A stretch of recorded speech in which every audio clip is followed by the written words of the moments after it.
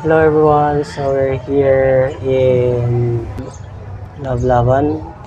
So we'll be praying for this campus.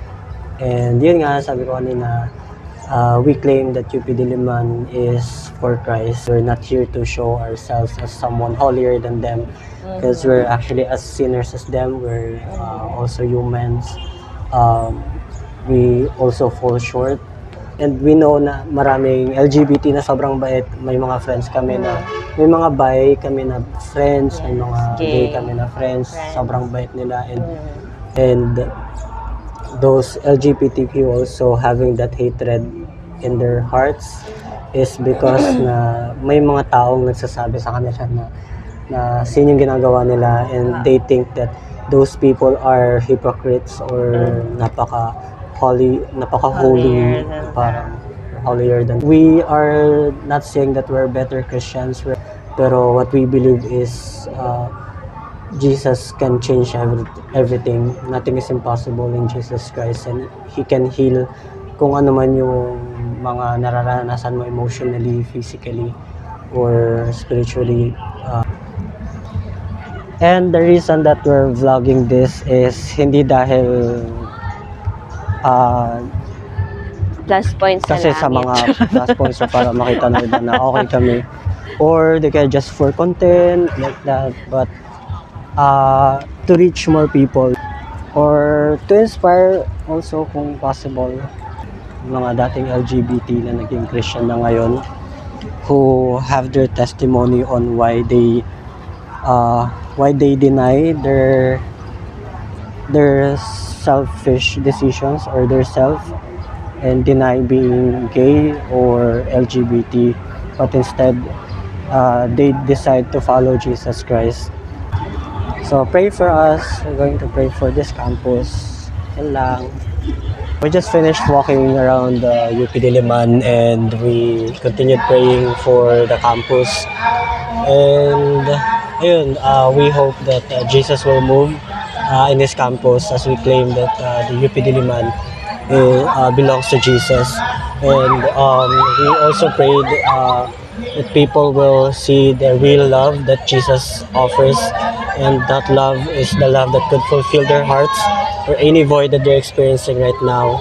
So we are not against these people, but we want to fight as well for letting everyone know that sin is not being celebrated, sexual immorality is not celebrated. Na kahit sa, I'm not sure if organizer yung mga naka-uniform, pero hopefully may masyaran tayo na gospel, at least sa kanila. Hi, I'm Nikki. May I know your name? Fern. Hi. Kasi we wanted to ask, why do people celebrate Pride? Ano po ba yung pinaglalaban natin? For me po, nagsiselebrate po ako ng Pride kasi form siya ng expression ng freedom and yung paglalabang ng mga karapatan namin. Kasi hanggang ngayon, di ba, wala pang same-sex marriage, tas wala pang mga SOGI bill and yung mga bills for yung na nagpo-protect talaga dun sa mga members ng LGBTQIA. So parang kahit isang buwan lang man mapunta sa amin para maipaliwanag, maipagsalita, maipasabi sa buong mundo kung ano ba talaga yung gusto namin, ano yung nais namin mangyari sa lipunan na bilang member din nito. So parang gusto namin na ipaboses lang talaga yung mga karapatan namin. Okay.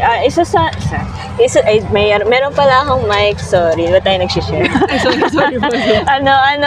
Kasi isa sa nakikita ko kasi sa poster, di ba, love. Could you explain ano yung love na? Ano ba yung meaning ng love sa inyo?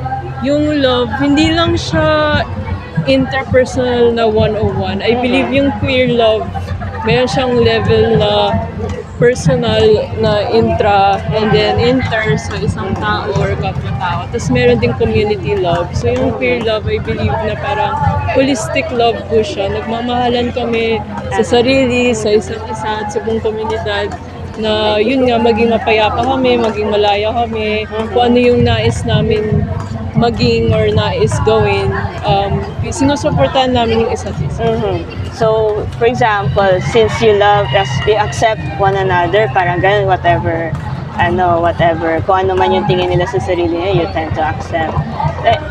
I get that, kasi syempre, one of the teachings nga naman ni Lord is to love one another, no? Isa yun sa mga, in fact, si Jesus nga is, yung, alam mo yung adulterous woman, kitang-kita na huli sa akto, nag-commit ng adultery yung babae, di ba?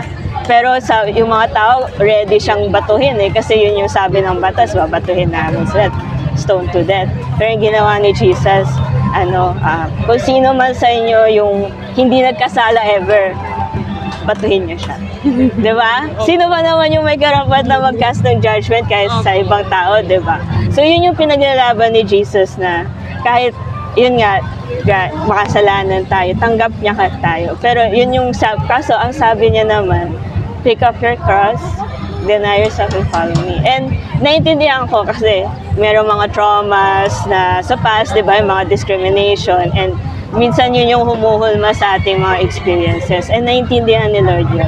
Ang gusto ko lang i-share sa iyo is whatever happens, whatever you did, kapag lumapit ka kay Christ, mahal na mahal ka niya, inaantay ka lang niya. Gusto ko lang i-share yun sa inyo kasi naiintindihan ko kasi medyo may common thread kasi 'di ba? Hindi namin maganda yung pakikitungo sa inyo ng ibang tao. So syempre, you had to express yourself in your own way. Pero I just want to remind you na mahal na mahal tayo ni Jesus, and and yung love na ginawa niya para sa ating lahat is to save us from our own trespasses. And si Lord na kasi magta-transform sa'yo nun So it's not exactly what you do or pero yun lang, just wanna share na love ka ni Jesus. You are His child, and I pray na you find Him in your journey. Gloria, do you feel judged or anything? Hindi naman. Kasi hindi naman ako out of touch naman sa Catholicism. Just the institution. I do understand kasi 'di ba may mga institution, may mga batas, and naintindihan ni Jesus yan Wala namang ibang, we can bet na lahat tayo tagsin. Sino bang nagkumuha ng lapis sa klase?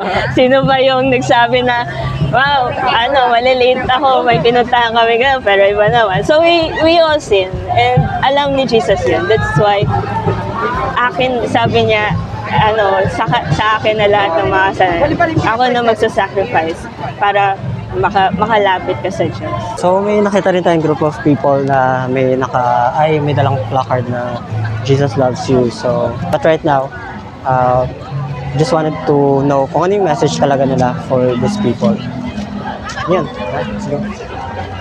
Thank you po. We just wanted to know din po, what's the reason why you came to Pride Festival, and ano yung pinaka-message na you wanted to share po sa Siyempre po, as Christian, wala naman po tayong ibang goal kundi mag-abot, magligtas, lalo na po yung mga kapatid po natin na kagaya po nila na wala pong alam tungkol po sa katotohanan. So ang pinaka-main goal po natin dito is ipaabot po natin yung love ng Lord sa kanila at ipaunawa po kung ano po yung katotohanan.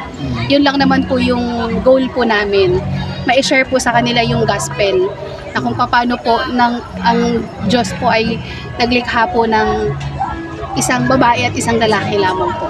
So wala po kaming ibang goal, hindi po kami para i-discriminate sila, para i-condemn sila, kundi nandito po kami para ipaabot po sa kanila yung pag-ibig po ng Lord. Amen to that po. And we also pray po for protection sa inyo, and ayun nga po, and to reach out to more people na makilala nila si Jesus and yung gospel. Of course, one way of following Jesus Christ and knowing kung ano yung ginawa niya sa atin is to also follow His word.